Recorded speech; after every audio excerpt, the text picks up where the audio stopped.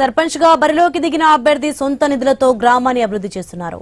10 లక్షల రూపాయలతో పనులు చేపట్టారు. సిద్దిపేట జిల్లా చెర్యాల మండలం కొత్త దుమ్మాట గ్రామ పంచాయతీ ఎస్సీకి రిజర్వ్ అయింది. సర్పంచ్ అభ్యర్థిగా పర్వతం చంద్రయ్య పోటీ చేస్తున్నారు. గ్రామంలో సమస్యలను పరిష్కరిస్తానని చెప్తున్నారు. వెంకటేశ్వర స్వామి ఆలయాన్ని అభివృద్ధి చేస్తానని హామీ ఇచ్చారు. వ్యవసాయ మార్కెట్లో రేకుల షెడ్ నిర్మిస్తానని తెలిపారు.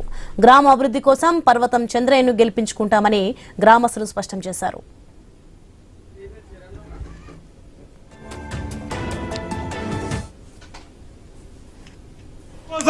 షెడ్డు కట్టి ఆడ తాళం వేసి కూడా అక్కడ అమలు రైతులు అందరికీ బీట్ల ఒక రైతు వేదికగా కట్టి ప్రజలకు సేవ చేద్దామని ఇవన్నీ నా నుంచి సాధ్యమవుతుంది.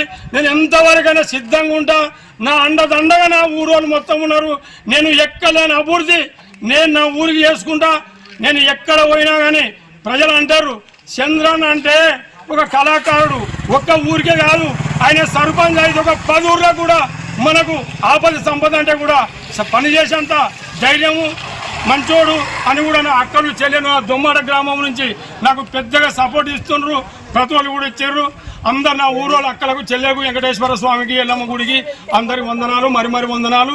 నాకు ముందు వాడి నాకు ఖచ్చితంగా వాళ్ళు నేను ఓటేసి గెలిపిస్తామన్నందుకు వాళ్ళందరికీ మరో కాలకాలాల 10,000 వందనాలు. అమలు పంచాయతీ ఎస్సీ క్యాండిడేట్కు మన రిజర్వేషన్ వచ్చింది కాబట్టి ఆయన నిలబడడానికి ముందుకు వచ్చాం కాకుండా ముందు మన దొమ్మాడ గ్రామం వచ్చే ముందు ఎన్టీఎస్ దగ్గర అమ్మ గ్రామం వస్తున్నారు. వేరే మన అమ్మాలలో కూడా ఒక షెడ్ ఇస్తాను. మన బాధానికి ఇబ్బంది అవుతుంది, మా అమ్మాలకు ఉండడానికి ఇబ్బంది అవుతుంది. వాన టైం వస్తే బాధానికి ఖరాబ్ అవుతుంది. అది చేస్తున్నాడు. మన బీట్రోడ్ ఓపిస్తా అని చెప్పింది మాకు. ఇవన్నీ పని చేస్తా అని చెప్పింది కాబట్టి ఆయన ఎమ్మడి మేము ఆయన అనుదానంలో ఉండి పనిచేస్తా అని ఆయన గెలిపించుకుంటామని. నేను ఒక ఎత్తు ఉపసర్పంచిని ఇక్కడ గ్రామంలో. ఇప్పుడు మాకు ఈ ఎలక్షన్ కోడ్ పడముందు ఎలక్షన్ రాకముందు కూడా అజ్జత్తా అని మాకు హామీలు ఇచ్చిండు. హామీలు ఇచ్చేంత మందంలో కూడా మేము నమ్మకుండా కానీ ఈ నామినేషన్లు ఏ ముందు కూడా వర్క్ స్టార్ట్ చేసిండు ఆల్రెడీ. ఆయన ఎలక్షన్ గురించి ఆశపడి ఇవన్నీ చెప్తలేడు. ఆయనకి ఏదో దయబుద్ధి పుట్టింది. ఓ గుళ్ళకి అంటాడు, ఇది అంటాడు. అంతా మాకు ఆయన చేస్తాడని నమ్మకం కూడా మాకు ఉన్నది. జర ఆర్థికంగా ఉన్నాడు. ఆయన ఒక కళాకారుడు. జర మాకు ఏమైనా ఆపద సంపద రేపు వచ్చినా కానీ ఏమైంది బాబు అంటే పనిచేసేంత శక్తి ఆయన దగ్గర ఉన్నది.